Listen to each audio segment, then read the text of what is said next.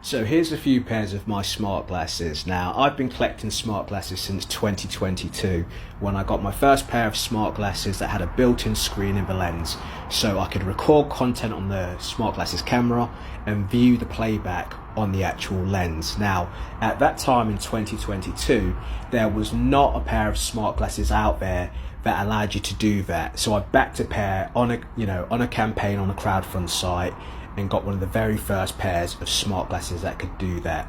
Now, I've been using those smart glasses for years, but 2025 I decided to get myself some new point of view smart glasses because I've seen a few budget pairs doing the rounds and I wanted to see what they could do.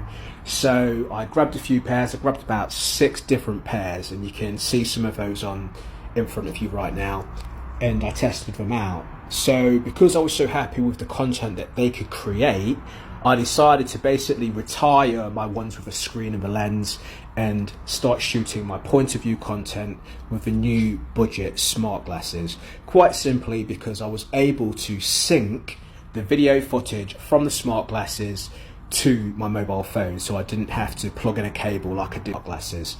Now, if you want to find out how to use the smart glasses and how to get a budget pair, then check out the description. I've put together an instructional video set.